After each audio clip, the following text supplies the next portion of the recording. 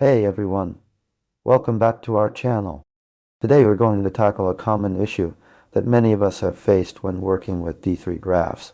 What to do when your x-axis isn't showing up if you've spent hours trying to troubleshoot this problem, or if you're just starting out with D3 and want to avoid some common pitfalls, then this video is for you. We'll take a closer look at the possible reasons why your x-axis might not be appearing and walk through a step-by-step guide on how to fix it.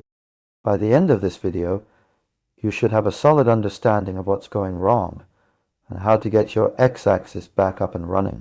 So, let's dive right in.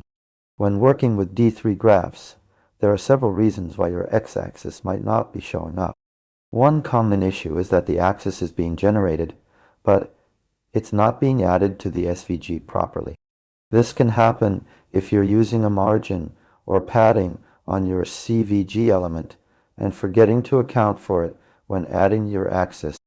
Another possibility is that the axis is being generated, but it's not visible because the font size or color is set to something that makes it blend in with the background. Or maybe the x-axis is actually there, but it's being cut off by a clipping path or an overflow hidden property.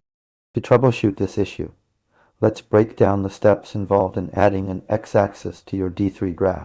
First, you need to make sure that you're generating the axis properly using the D3 axis function. This function takes in several parameters, including scale, orient, and tick values. So double check that these are all set correctly. Next, you need to add the axis to your SVG element using the call method or append. Make sure that the axis is being added to the correct group or container, and that it's not being overwritten by another element. Also, check that the x-axis is being positioned properly within its parent element. Let's use an analogy to help illustrate this process. Think of adding an x-axis like building a house. You need to lay the foundation, generate the axis, before you can add the walls and roof. Add it to the SVG. And just as you need to make sure that your house is built on solid ground, you need to ensure that your axis is being added to the correct part of your CVG. So what are the from this video first? When troubleshooting an issue with your x-axis not showing up, check that it's being generated properly using D3 axis. Next, verify that the axis is being added to the correct group or container within your CVG. Dealer, what's involved in your travel file? Finally, make sure that the x-axis is visible and not being cut off by a clipping path or overflow hidden property. That's it for today's video.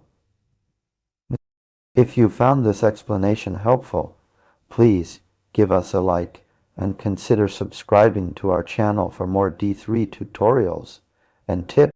If you have any questions or comments about this topic, please leave them below in the comments section. We'd love to hear from you. What other topics related to D3 graphs would you like to see covered on this channel? Do you have a specific question or issue that's been puzzling? You let us know, and we'll do our best to create more content that helps you become proficient with D3.